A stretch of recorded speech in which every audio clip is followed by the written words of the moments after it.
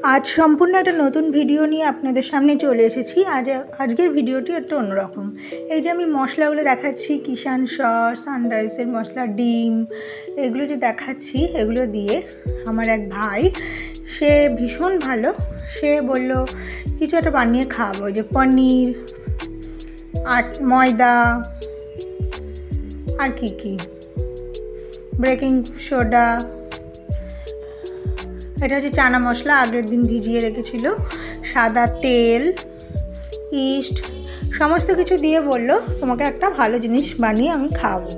একটা নয়, সরি দুইটা।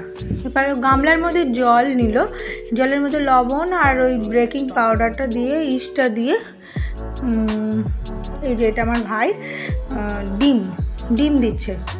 কটা ডিম দিচ্ছে দেখা যাক। 1 2 দেশি মুরগির ডিম, ভীষণ সুস্বাদু। 3 4 4টা ডিম দিল, 4টা ডিম দিল। আর কি দিচ্ছে? সাদা তেল। আচ্ছা, সাদা তেল দিল। আর কি দিচ্ছে? আচ্ছা, দই, টক দই দিল। এবার আমুল দুধের পুরোটাই দিয়ে দিল। সমস্ত কিছু দিয়ে ও ভালো করে এটাকে ফাটাবে। আমি সমস্ত কিছুই বসে বসে দেখছিলাম যে ও কী করে। ও রান্নাবান্নায় ভীষণ এক্সপার্ট। আলাদা করে একটা বাটিতে তুলে রাখলো, যাতে এই যে ময়দাটা ঢালার পর যদি ঢ্যালে হয়ে যায়, সেই জন্য আগে থেকে ওই জন্য কমিয়ে রাখলো। ও রান্নাবান্নায় ভীষণ এক্সপার্ট এবং ভালোবাসে, নিজেও খেতে ভালোবাসে, সবাইকে খাওয়াতেও ভীষণ ভালোবাসে। ওর একটা মস্ত বড় গুণ হচ্ছে মনটা ভীষণ ভালো, বড় মনের মানুষ। এরকম মন এখনকার দিনে কিন্তু পাওয়া যায় না। তো এর মনটা হচ্ছে শিশু সুলভ মন, মানে মানুষটা বড় হলে কি হবে, বাচ্চা ভাব, সবসময় ভালো মন্দ খাওয়া দাওয়া করবো, ঘুরবো ফিরবো, আনন্দ করবো। অথচ এ কিন্তু সার্ভিস করে, রেলে সার্ভিস করে, 2টো ছেলে আছে, একটা মিষ্টি বউ আছে।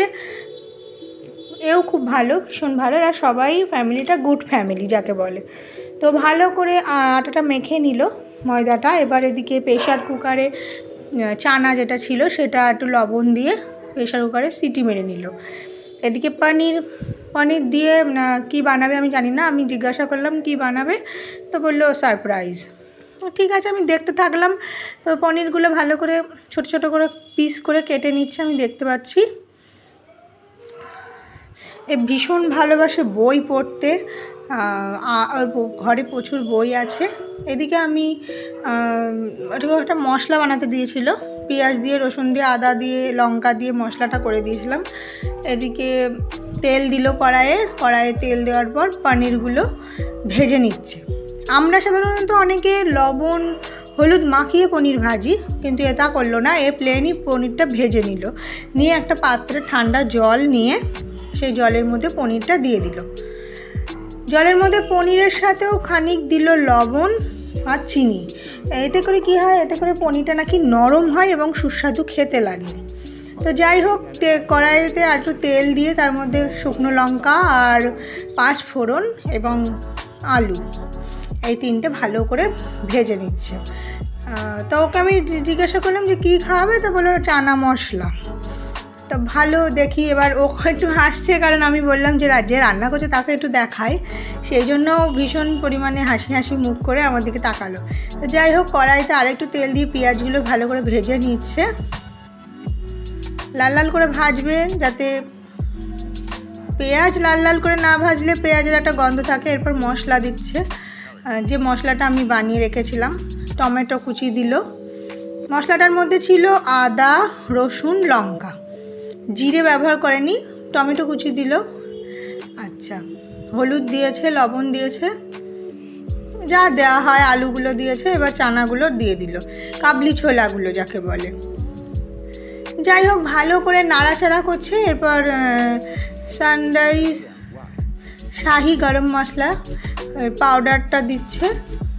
এটা ভালো করে, সানরাইজ শাহি গরম মশলা দিচ্ছে না, ও দিল হচ্ছে চানা মশলা। চানা মশলা দেওয়ার পর ভালো করে ঘেটে নিয়ে এবার জল ঢেলে দিল।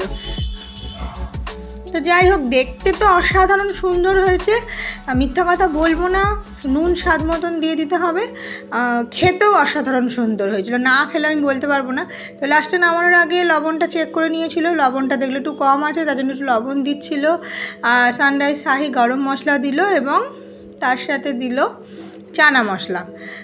এই 3টে জিনিস দিয়ে ভালো করে গ্যাসটা অফ করে দিয়ে বন্ধ করে দিল। তার আগে দিচ্ছিল একটুখানি কিষান সস। তা আমি বলছিলাম এটা দিতে হবে না, কিন্তু সে বললো না দিলে ভালো লাগবে না। যেহেতু রাঁধুনি, আমি আবার আগাগোড়ায় রান্নাবান্না একটু কমা, কেউ রেঁধে বেড়ে দিলে আমি ভীষণ খুশি হই।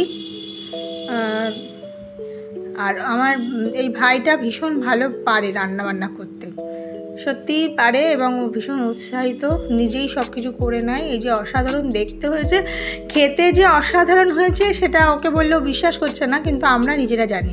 আচ্ছা, এদিকে যে ময়দাটা মেখে রেখেছিল, তা গামলায় দেখেছেন কতটা ফুলে গিয়েছে ময়দাটা, অসাধারণ। তারপরে সে আবার সাদা তেল দিয়ে সেটাকে ভালো করে মাখতে শুরু করলো। মানে এরকম করে না মাখলে তো সেটা নরম হয় না, না? অসাধারণ, মানে ওর হাতের কাজ কি, আমি জাস্ট অবাক হয়ে দেখছিলাম আর ভাবছিলাম ও করে কীভাবে। আমরা মেয়েরা তো সবসময় ভাবি রান্না করতে পারি, কিন্তু ছেলেরা যে মেয়েদের ছাড়াও বেশি সুন্দর রান্না করতে পারে সেটা আমি আজ দেখলাম। তো অসাধারণ স্টাইলে কিন্তু ও নেচিগুলো বানাচ্ছিল, নানপুরি বানাচ্ছে, এটা আমাকে বলেছিল। নানপুরি আর চানা মশলা অসাধারণ, আমার তো ভীষণ প্রিয়, খুব ভালো লেগেছে। কড়াইতে তেল দিয়ে নেচিগুলোকেও ভালো করে সাদা তেল মাখিয়ে নিচ্ছে, যাতে একটার সঙ্গে আরেকটা না লেগে যায়, বেলতে সুবিধা হয়। আমি শুধু দেখে যাচ্ছিলাম ও কী করছিল। অসাধারণভাবে সে নানপুরিটাও বানালো, মানে দেখার মতন যাকে বলে।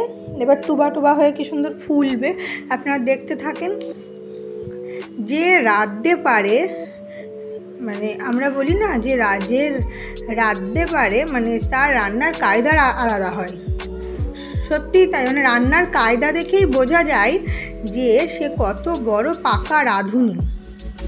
তো আমার এই ভাইটাও সত্যিই পাকা রাঁধুনি, ও নিজেও খেতে ভালোবাসে এবং খাওয়াতেও ভালোবাসে।